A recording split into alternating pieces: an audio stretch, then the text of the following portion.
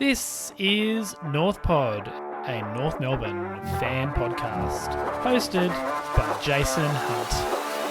Nick Larkey! Stevenson with his own moves. Carrington.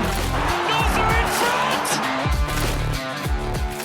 Hello, and welcome back to North Pod for another game review.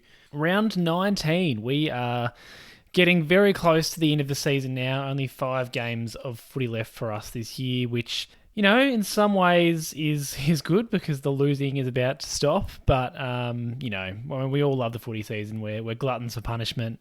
And, you know, I think more so it's just an opportunity for us to start looking more to the future and thinking more about development and list spots, things like that. So all of those are things that we will talk about in this episode. Yeah, it was a tough game against Carlton. It was one that we, you know, ultimately we could have won in the end, but that third quarter really cost us. I thought we got off to a really good first half, and then 3-7 in the third quarter really undid a lot of our hard work early on in the game. And we had a lot of territory early on in the game that we probably should have taken a little bit more advantage on the scoreboard, particularly the first quarter. There was a period there where the ball really lived inside our half the ground, and you know we did kick some goals, but I don't think that we really converted enough opportunities, and that was reflected in our efficiency inside 50. Just need to get a little bit more bang for our buck on the scoreboard during that point.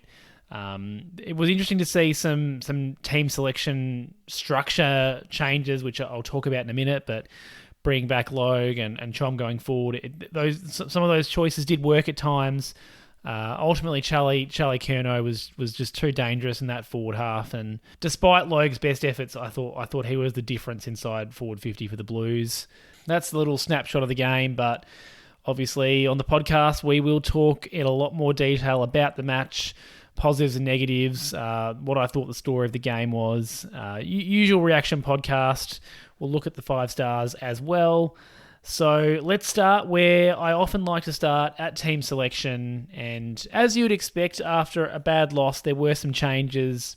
And all of these changes were omissions, so none of these were forced changes through injury. In Griffin Logue, Zach Fisher and Robert Hansen Jr., and going out was Curtis Taylor, Callan Dawson, and Toby Pink. And as I alluded to, these were not forced changes. So we had the 2 tall defenders. Well, I guess Toby Pink's been playing forward, but the 2 taller players going out in Dawson and Toby Pink, and only one coming back in with Griffin Logue. We ended up going smaller in defence because Charlie Comben was swung forward. So we had Dawson and Comben coming out of the back line, and only Griffin Logue going back in as the tall, with Zach Fisher also coming back into the side. So our back 6 or 7 did look a little smaller, and then Robert Hansen Jr. was the in for Curtis Taylor. So similar-ish kind of role in that, you know, they're that half-forward wing type. Robert Hansen Jr. certainly played off half-forward, but yeah, that's the role that we have seen Curtis Taylor playing. And then Liam Shields was the sub. He came on. I don't remember if it was at 3-quarter time or just before, but yeah, he played the final quarter for Zach Fisher, who was subbed out. The defence looked like it was going to be Core, Comben and Logue, but because we went smaller, it was just Core and Logue. So Core playing on Harry Mackay and Griffin Logue playing on Charlie Curnow. And then, like I said, Chom went forward and had some impact in the forward half, so we'll talk about him. And I think having Fisher come in did allow McKercher and Sheezel, or particularly Sheezel, a lot more freedom. We didn't really see Sheezel behind the ball like we've seen him at times this year. He was strictly forward line and midfield. And yeah, Fisher and McKercher both worked to try to transition the ball out of defensive 50, which worked well at some times and not so well at others. Pink probably a little unlucky to be omitted, but with us wanting to try Chom in that half forward line, I guess, you know, it made sense. We certainly are not going to play 4 talls. And I think Teakle just has that extra flexibility in that he can go into the ruck and have a little bit more impact than Pink can, just given he's got a bit of extra height and his experience playing in that role. So unfortunate for Pink. I think Callan Dawson, you know, I probably still see him as a good depth and potential option for us in the key defensive spot. I don't think he should be too disheartened by his omission. And yeah, I mean, Curtis Taylor, I think I mentioned him last week, I think, or maybe the week before. He's certainly in danger of being delisted. given where he's valued at the moment in terms of the list and his contract position. So, yeah, that's going to be interesting. Match result, for those of you that didn't catch up with it, it was Carlton 107 defeated us by 19 points, 88. And like I said, we're actually up at halftime by 11 points. We were looking, solid without looking dominant in that first half, but the third quarter, which is a bit of a trend for us this year. I think often the opposition team goes in at halftime and makes a few adjustments, and that's just enough to get on top of us, and that was the case today.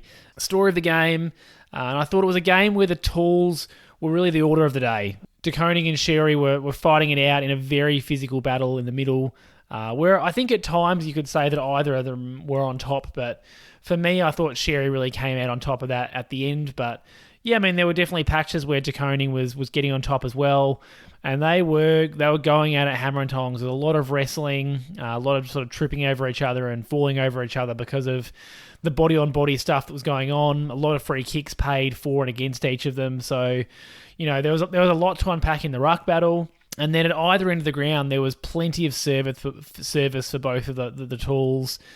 56 inside 50s for North Melbourne, 53 inside 50s for Carlton, so plenty of ball going inside, and yeah, man, there were some interesting battles. I thought Core was very solid on Mackay. He ended up kicking 2 goals, but particularly in the first half, he really didn't have an impact, Mackay, and I thought Core did a pretty solid job.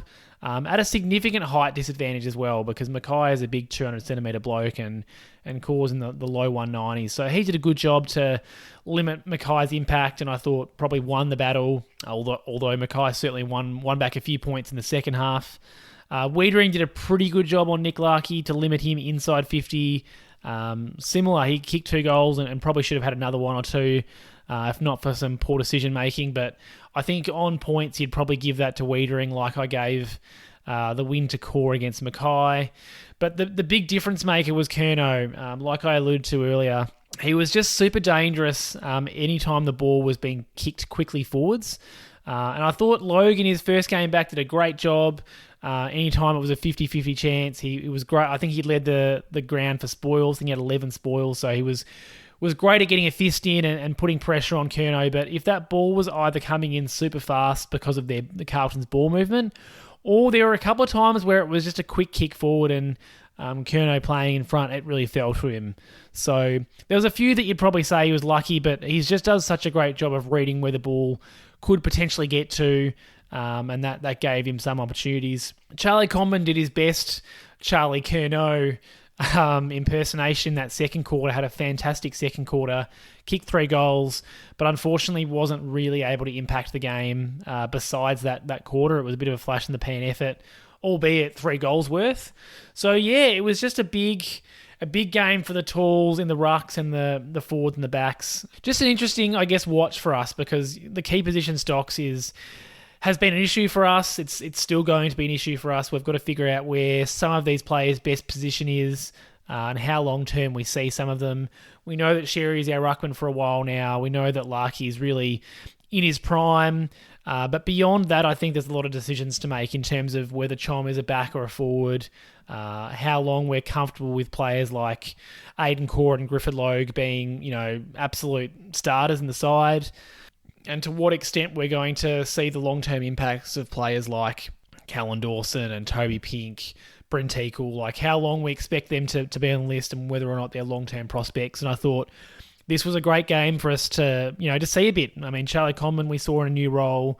We saw what Logue and Core can do when they're working together in tandem. So, which is, something we haven't seen for 12 months. So, yeah, a lot to take out of the game for us. And I thought, unfortunately, the Carlton tools probably just win the day. And that's really based on the impact that Charlie Curnow was able to have. So I will talk about him soon. As we look ahead to the 5 stars, this is where I will give some votes to the top 4 North Melbourne players and the best opposition player, in my view. And I think for all to see, Harry Sheezel had to be best on, so 4 votes for the Shees. He just keeps getting better and better. He's such a smart, clever, strong player. Had a superb impact on the game, and possibly I would say his best game as a mid forward. I think I said that a couple of weeks ago as well. But yeah, this was another step forward for him. 35 disposals, 2 goals, 7 marks, 4 tackles, 3 clearances, 3 inside 50s. And he was just everywhere, and not just, grabbing those handballs around the back and being a distributor. He was getting contested possessions. He was winning at the source. And, out-muscling Paddy Cripps at times. He had some fantastic moments. Both of his goals were those front and centre crumbing the packs goals that you love to see from a player of his size. I thought he worked really hard around the stoppages all afternoon, and as he generally does, he looked to be our cleanest with the ball in hand. So another fantastic performance from Sheezel. He's really made it hard for anyone else to win or stand atop the North podium, because that 4 votes certainly takes him a lot higher than his competition. 3 votes for me, I think it was a clear Tristan Xerri. As I said earlier, I thought that he certainly won the ruck battle, although Sam De Koning had his moments. Xerri was his absolute immense best. 16 disposals, 10 tackles, which was the most on the ground. 43 hit-outs, 9 of those were to advantage. 11 clearances, which was the most on the ground. And like I mentioned, it was just free kick city. He won 5 free kicks and had 4 free kicks against. A super physical battle, but I think on balance, Xerri definitely won it. His impact at the contest was also fantastic, so he wasn't, useless when the ball hit the ground. There were several of those clearances where he was actually following up his own work, or following up, a bit of a 50-50 in the ruck. I thought he was in control most of the day. There were certainly some passages in the third quarter where De Koning did get a little bit of ascendancy, but ultimately I thought that when Xerri was in the ruck, he was the better ruckman. Really bruising, and a great bounce back from last week when I did think he was beaten by Brodie Grundy, so it was fantastic to see Xerri back on the winners list, so to speak, and I thought for me was clearly our second best player. And then we wade into some territory that I'm a little less certain on, and I might upset people again, because I'll give you a spoiler. LDU has just missed out again, and I will explain that, but I thought for me the 2 votes went to Bailey Scott, who I thought probably had his best game for the year, if not one of his better games. 25 disposals, 1 goal, 6 marks, 3 tackles, 650 metres gained, 5 inside 50s, 7 score involvements, which was the most for our team, and 8 intercepts, which again was the most for our team. Went at 88% disposal effectiveness, so wasn't wasteful like he has been at times this year. And I thought he had a pretty complete performance for the winger. His goal came from a tackle inside 50 that led to a free kick. He caught Paddy Cripps dead holding the ball and then snapped a goal from the boundary. So not a freebie by any means. And just got involved in everything. It was a rare game where I thought, probably we had the better wingman on the ground. Dylan Stephens had an okay game. He was certainly not as effective with his disposal, but accumulated a little better than he has in the past and had a lot of metres gained as well. But Scott's certainly the better of the 2 wingmen. And I thought, unfortunately, he hasn't been able to recapture his form from the last couple of years this year, but this was, I thought, a step forward for him. We know that he is coming out of contract, so there's been a lot of talk around, what he's going to do next year. And I think, we've seen, or he's kind of reminded us of what a good game from him can look like. So his first votes for the year, which, reflectively is a bit surprising, but then when I really thought about it, he really hasn't had a standout game this year, so I couldn't look past him for the 2 votes. And then the 1 vote I've given to Paul Curtis. 12 disposals, 3 goals, 7 marks, 1 of those contested, 4 tackles, and 3 of those were inside 50. Also had 3 entries inside 50, and I thought, I was kind of tossing up between him and Chom for the 1 vote. Both of them kicked the 3 goals. I just thought that Paul Curtis was more consistent across the total of the game. Chom kicked all of his goals in the second quarter, whereas Paul Curtis didn't kick more than 1 in any one quarter, and did contribute in other ways.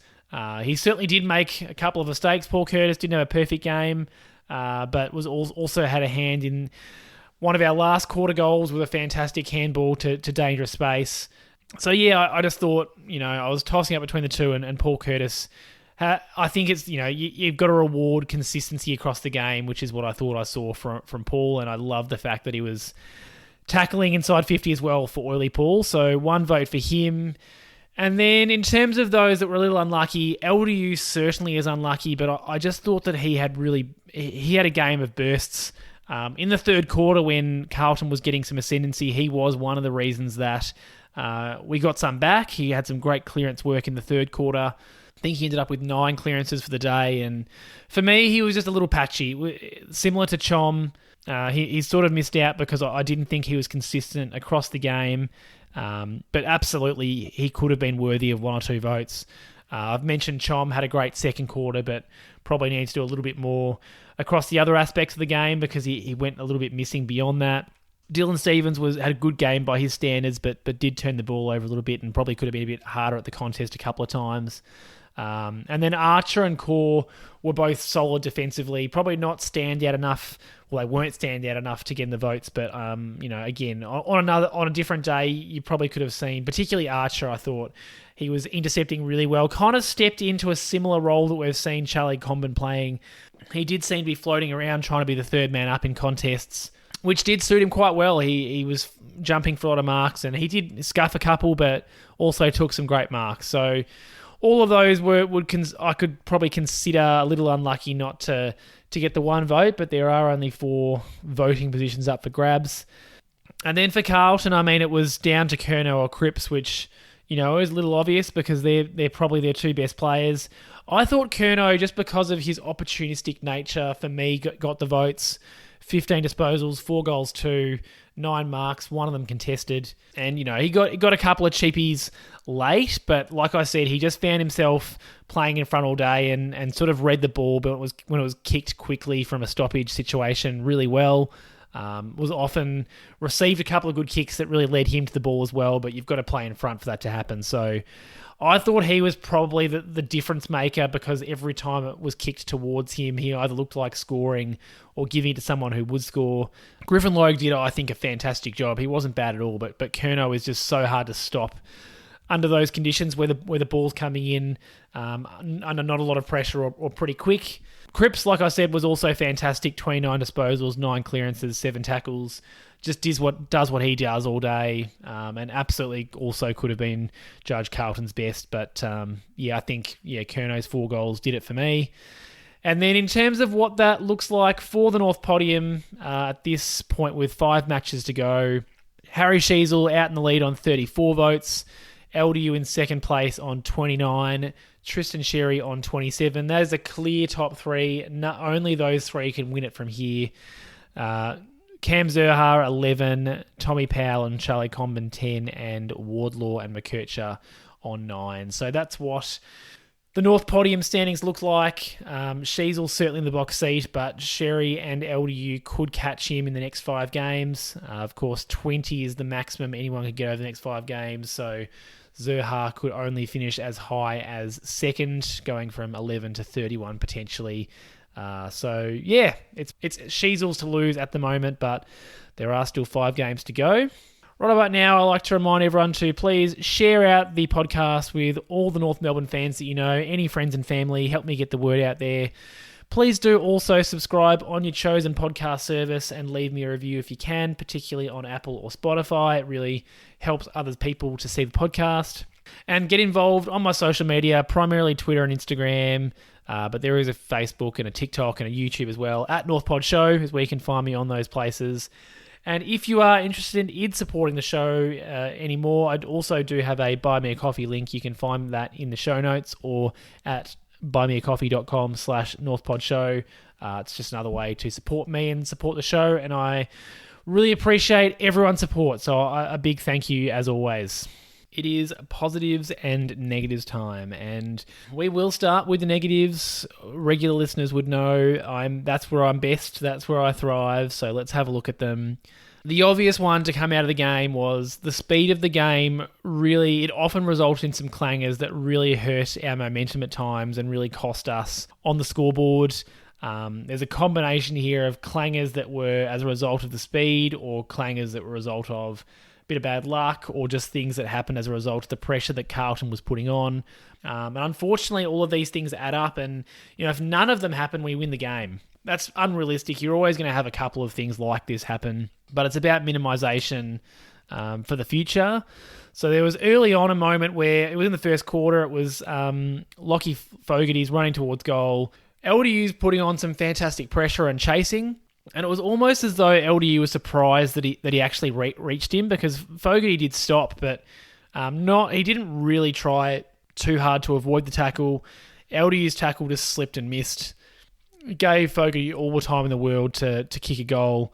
And unfortunately, there was just so many moments like that where, I think, like I said, that's a 6-point miss, that one, because if we land the tackle there, at best it's holding the ball and Fogarty's LDU takes it away as a free kick. At worst, LDU's able to put on a good tackle, Fogarty's forced to dispose of it, and then we've, got a 50-50 ball in our defence. So that's one that, you'd love to have back if you're LDU.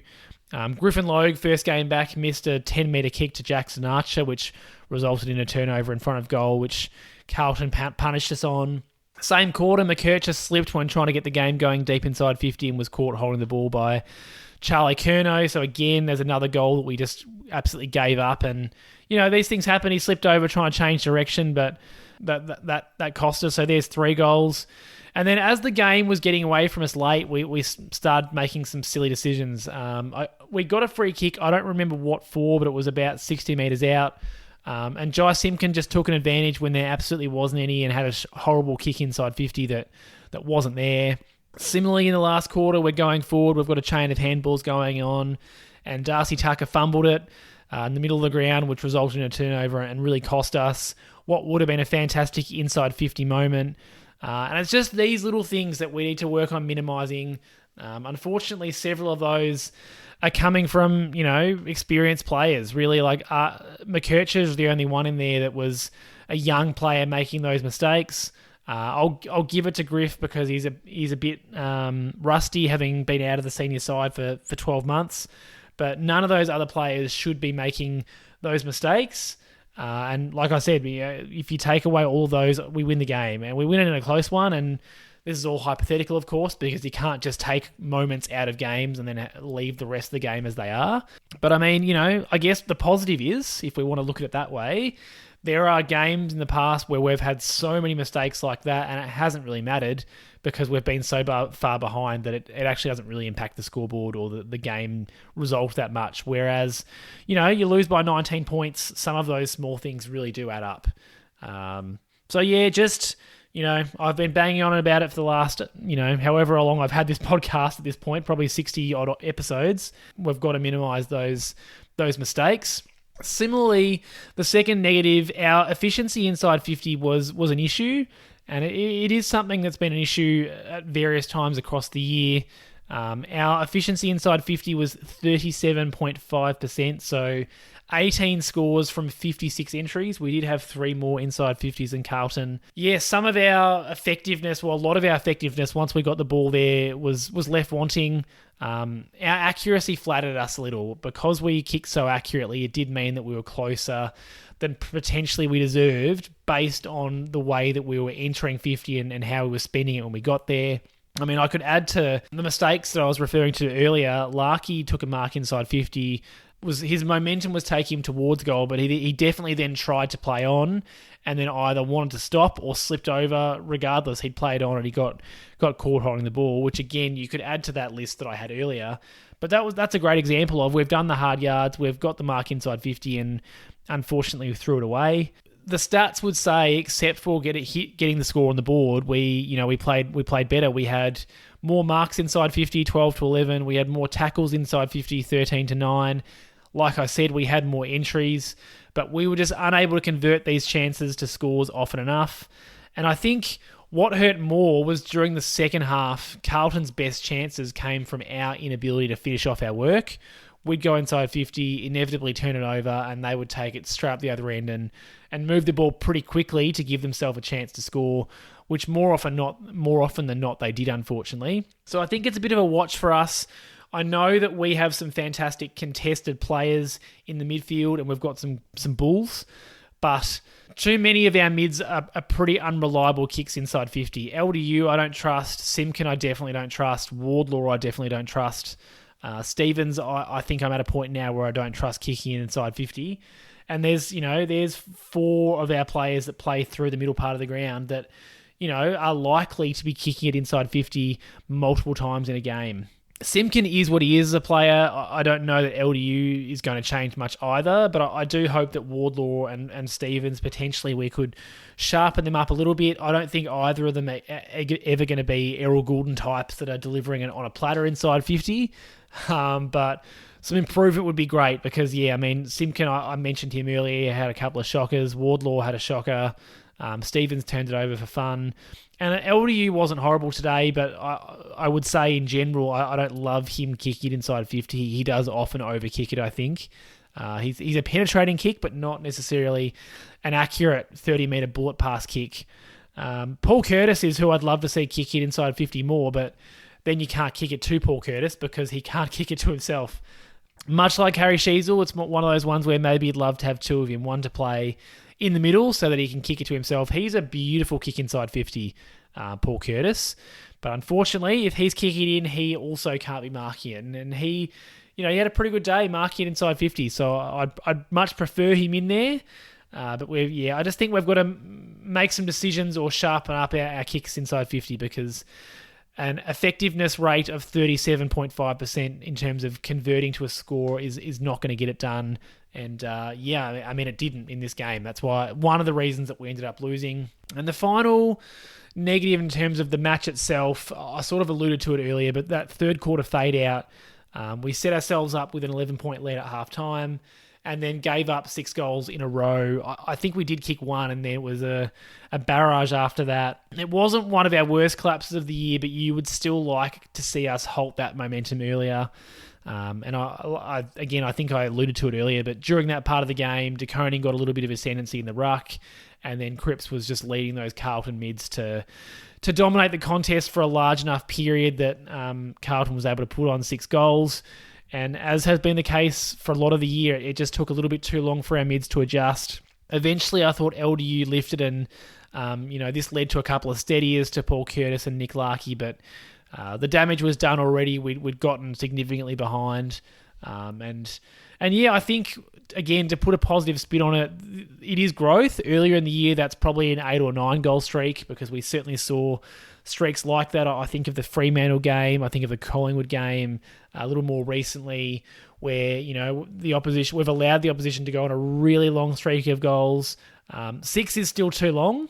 But I guess it is progress, and I would hope that maybe this time next year, when the opposition gets on a bit of a run, maybe we could limit their streaks to 4 goals, for example. Because, footy is a game of momentum. There are always going to be swings where the opposition gets a bit of a run, but it's about how soon we're able to adjust. And whilst I would have loved us to adjust sooner in this game, I think at least there was improvement from what we've seen in the past. And, Carlton ultimately is a good side. I still have question marks over their finals chances. It's, one of those ones where I think we really need to see them do it before we believe it, kind of like Richmond before they went on their massive run. But they're top 4. They're going to finish top 4, you would think. And they were very unlucky to lose a preliminary final last year. Maybe unlucky is the wrong word, but they put themselves in a great position to win the prelim last year. So, they are a good side, and I think we need to keep that in mind when we're upset about the way this game ended.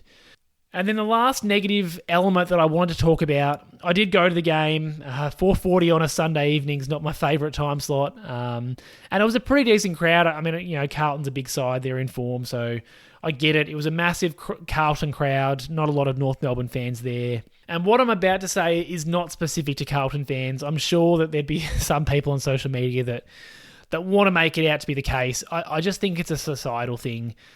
I just cannot get on board with the amount of yelling and screaming at the umpires that was happening at the game. I didn't think it was a game with heaps and heaps of howlers. I thought it was a modern game of football where the umpires made some mistakes, just like the players made plenty of mistakes. But somehow all that was being yelled about around me was the umpiring. And, I don't want to get on my high horse, but allow me to step onto my relatively high horse off the ground. All it does and all it did was set a really poor example for some of the younger people around They started kind of copying what they were hearing, and it's doing that. It's annoying fans. I was really annoyed by it. It really put me off, and I didn't enjoy parts of the game because I just had idiot fans yelling, to be honest, and yelling at the umpires. And sure, they were Carlton supporters because they were mostly Carlton fans of the game. I guess it's one of those things where I can't get inside that mentality. The players and the umpires can't hear you. Like, we're on the top level where I'm sitting. They can't hear you. It has no impact other than annoying people around you. So look, anyway, as I said, I don't want to get on my high horse, but it's just something that grinds my gears. It makes me want to not go to the football. I go to cheer my side and to hope that my side wins. And, we all get frustrated at times, but to me, it's just... Anyway, I will move on. Let's look at some positives because there definitely were some positives to come out of the game. I thought we had some real periods of dominance, particularly in the first half where Xerri was smashing it. The mids were able to mostly turn that into some great forward half footy for us. And, whilst we weren't able to capitalise completely on the scoreboard, we could definitely see what this midfield can do when it's clicking. We did end up losing the contested possessions by 4, but early on in the game, we were quite dominant, and we were actually able to handball away from the pressure and to create some space for us to penetrate. There were less of those quick dumb kicks, less of those handballs that were putting teammates under pressure. Not none, but less of it. I thought at times when we were rebounding off a turnover, some of those handballing chains weren't as strong as we've seen them in other games, but we're at least able to keep moving the ball forward. And yeah, like I said, there were periods in the game where I thought we were in complete control in terms of possession and how that possession was being handled. We did end up winning the uncontested possession count by 14, and Marks was 102-69. We really, when we wanted to control the ball, we could. We didn't allow Carlton too many uncontested situations. So you certainly couldn't fault our pressure. We played up to the limit in terms of how we can pressure the opposition and what we can impact. Because, sometimes you are just going to get beaten by some better players that are playing a good system. But yeah, the first half, when we were up by 2 goals and playing as well as we could, the numbers were really singing for us. I don't have the first half stats in front of me, but I can tell you that all of those things that I've just gone through were looking more positive for us. We were leading contested possessions, and the uncontested possession count and the marks count was very heavily in our favour. So I think we have to take that as a positive, that there were such large periods of the game where we were able to frustrate Carlton and play it our way, and that's what resulted in us being able to build somewhat of a lead in that second quarter. The other thing that was very unusual in this game for us in terms of being a positive was the contested marking.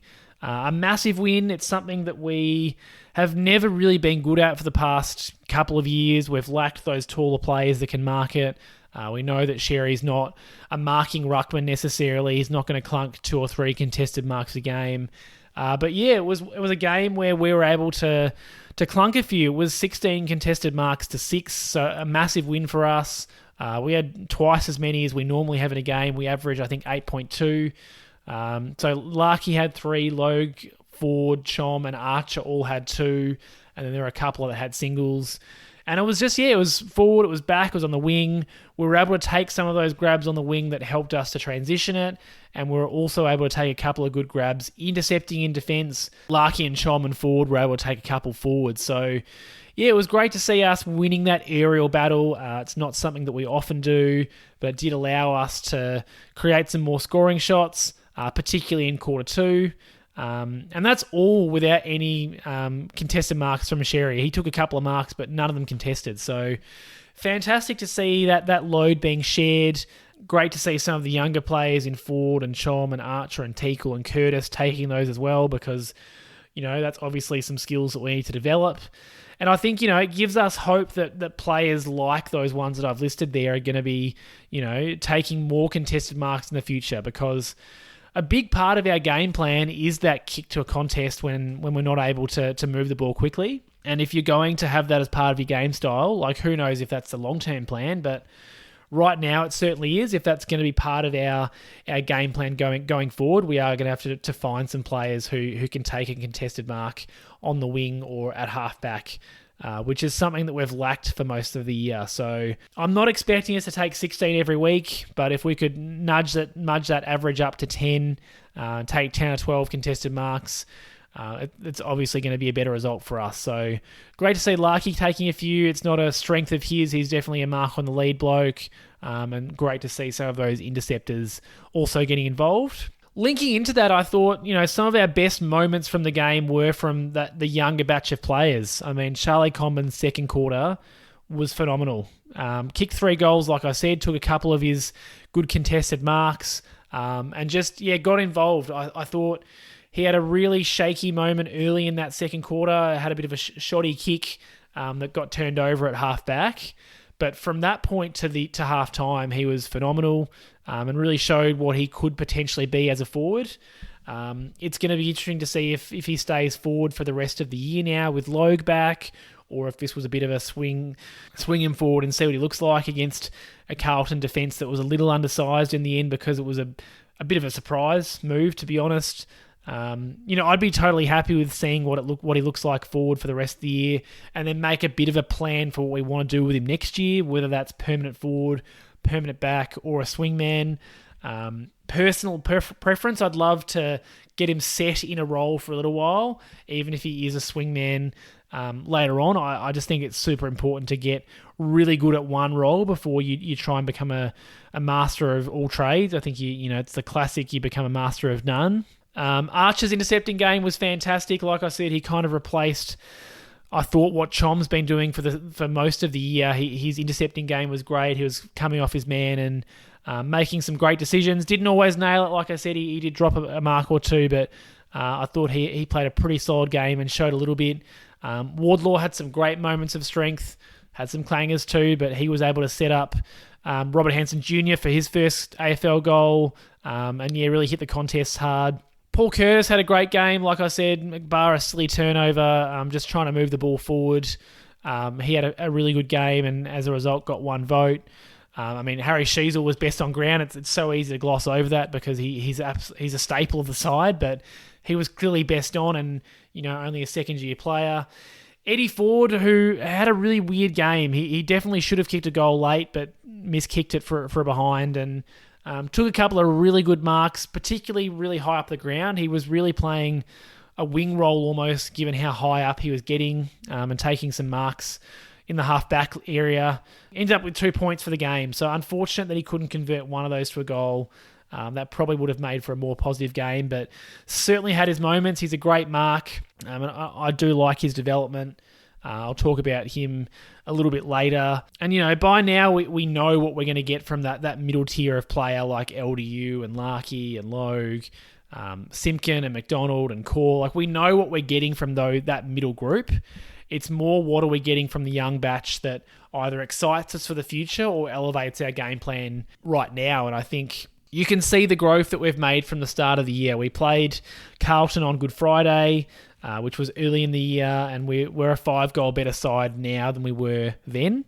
And most of that is due to the development in our younger players and a bit of refinement around our game plan, which is obviously, is always going to be refined and changed and moving based on, being responsive. So, I think it was great to see some of those young players taking a step.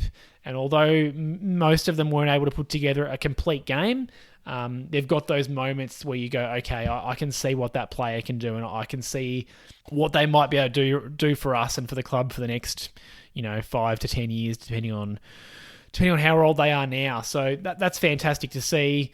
And then the last little positive, I think it was good to get a look at Robert Hansen Jr.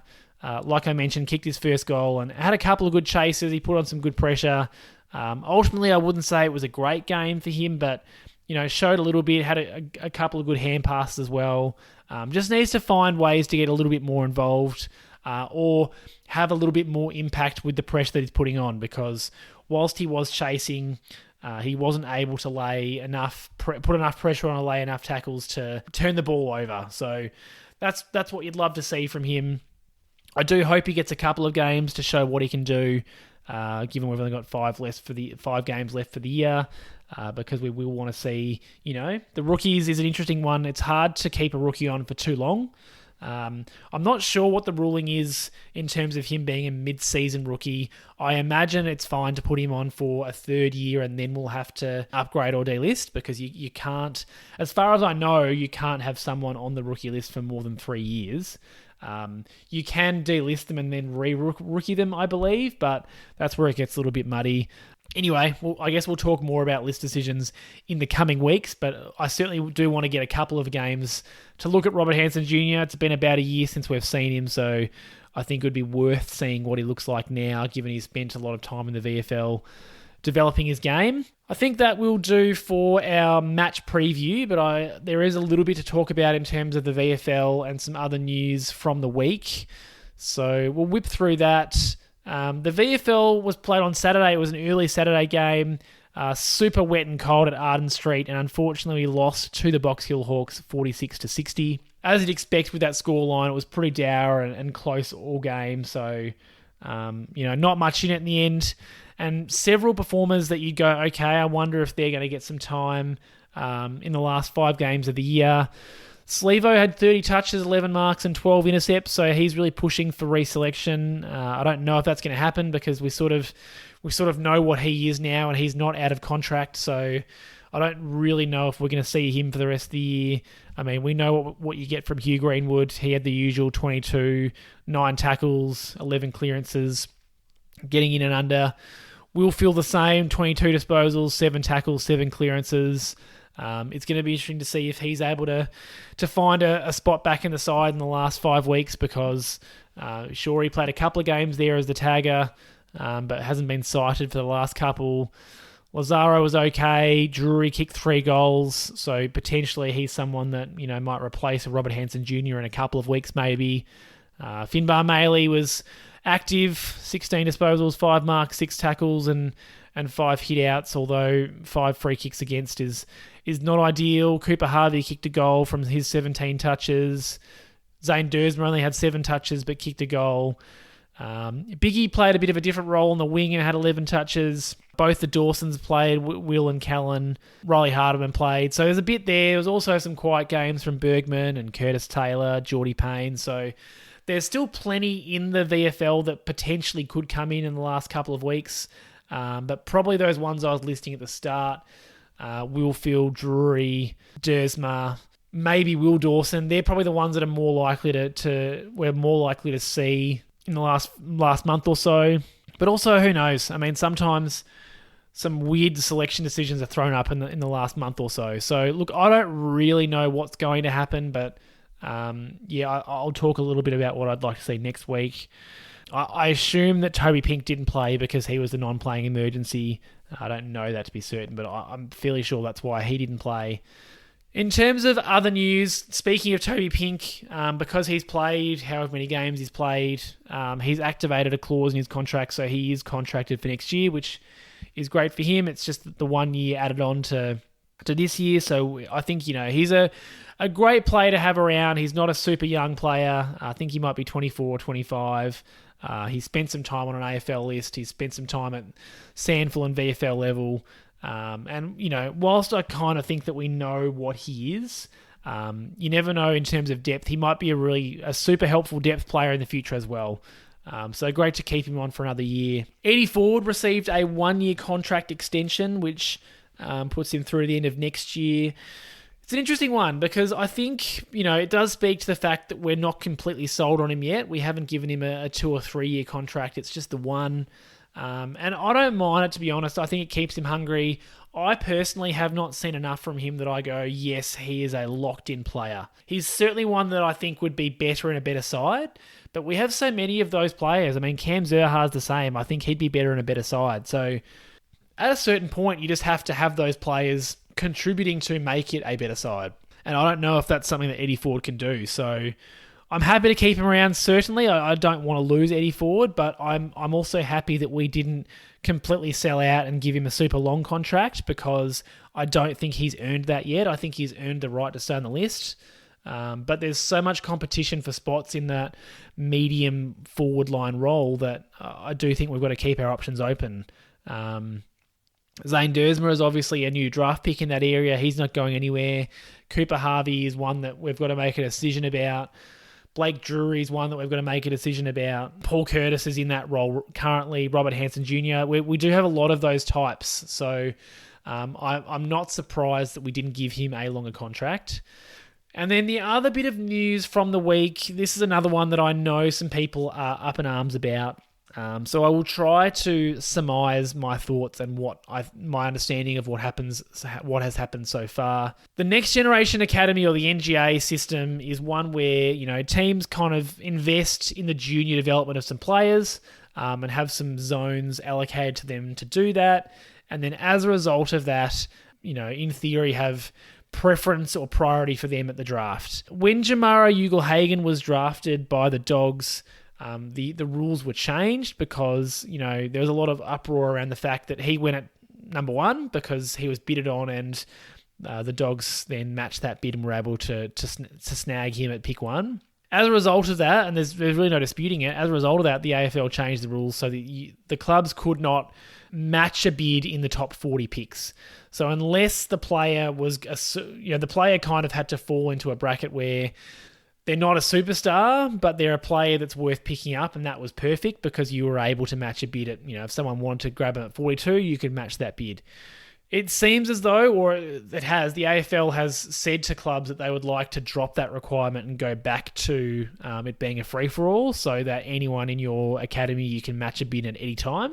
And naturally, the clubs that have been disadvantaged over the past several years, or fans of those clubs, are now upset.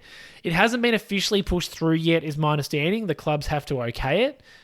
So it'll be interesting to see if that's what happens. You would think that most clubs probably will okay it because they're going to want to get the benefit of that from the future. They're probably less likely to be, looking backwards.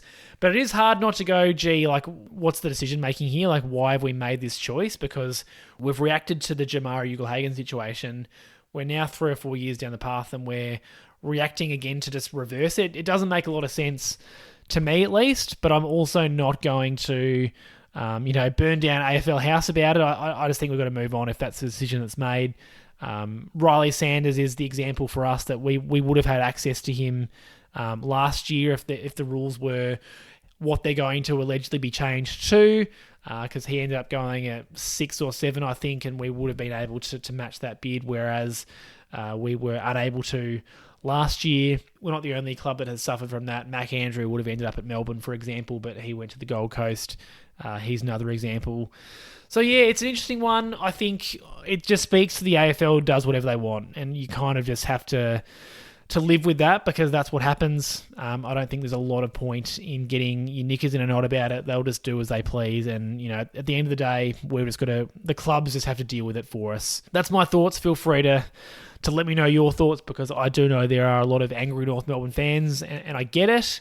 But it is what it is. At this point, we don't even have a next-gen academy when Tasmania comes in, because Tasmania was our zone. So the AFL is having to find us a new one. There's been talks it could be the whole of the Northern Territory. They've got a lot to work out, the AFL. There's a lot to get through. Next week, we are playing Geelong down in Hobart. Speaking of Tasmania, we're back to our Saturday 1:45 in the afternoon time slot. We only missed it for a week and we are back, but it is down in Hobart rather than in Melbourne. And this completes our streak of playing the top 3 or 4 sides consecutively. Geelong has lost to the Dogs last weekend, so they have dropped a little. I think let's have a look where they are now. They've moved down to 6th, but they certainly were in the top 4 before this round. So, yeah, it's a tough game against Geelong, obviously. They're a super strong side, and they will be hungry, having lost the Dogs last week. In terms of what I'm hoping or expecting to see, I kind of alluded to it earlier. There are some players that I would like to see before the year is over. Whether that's this week, I'm not super fast, but probably before, the end of the year, which is in 5 games' time. I think it'd be great to see some more of Xerri. I think Cooper Harvey, it's going to be hard to make a list decision on him if we haven't seen him at all at AFL level this year. Bergman would be another.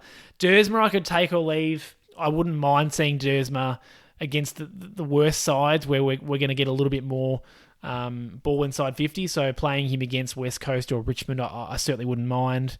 And Riley Hardiman, again, I could take or leave. We saw a bit of him earlier in the year, and he'll certainly get some opportunities next year.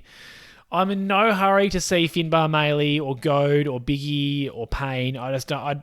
We know they're going to be on the list next year. I don't think we need to see them. Although Maley, we don't know, but I certainly think Maley will be on the list next year.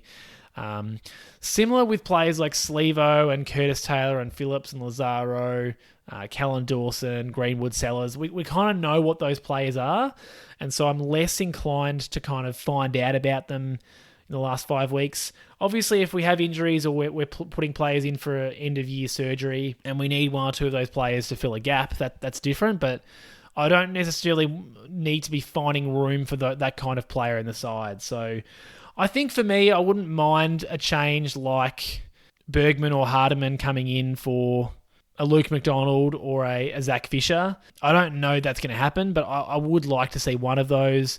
And then probably it's how we find a spot for either Xerri or Harvey or Dersma.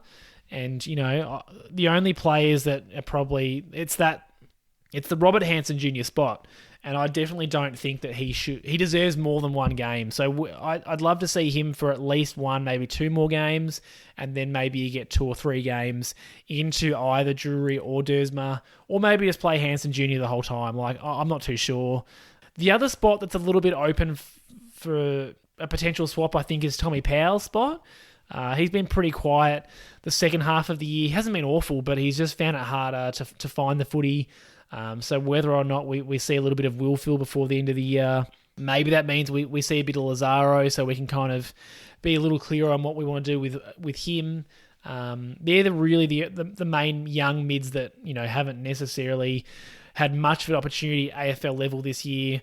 I mean, there's no point in putting Greenwood in. We know what he is. Slevo can play through the midfield, but that's not what we want him in the side for. So yeah, that's probably the only other spot in the ground that I go, could we make a change there? Yeah, I don't want to see too many changes, but 1 or 2 each week doesn't hurt. And then, yeah, like I said, if there's some players that need to go in for some surgery to get them ready for next year, that's when maybe you can experiment with some of those ones that I listed.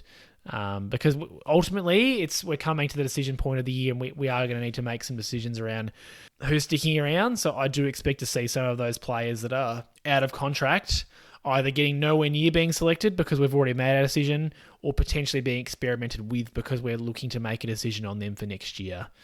We will certainly talk in future podcasts, probably when the season's over, around what I'm expecting or looking for from those decisions.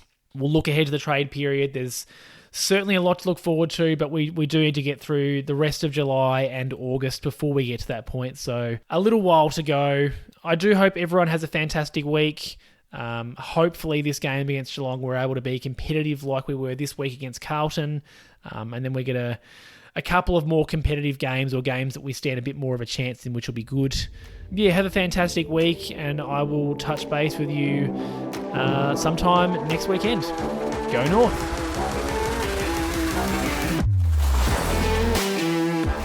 Thanks for listening to another episode of North Pod. If you give me a rating or review on your podcast service, that would be much appreciated. And please follow me on all social media at North Pod Show. I'm on X, or Twitter, Instagram, YouTube, TikTok, and I'm also very active on the North Melbourne subreddit. Hope you'll join me for the next episode.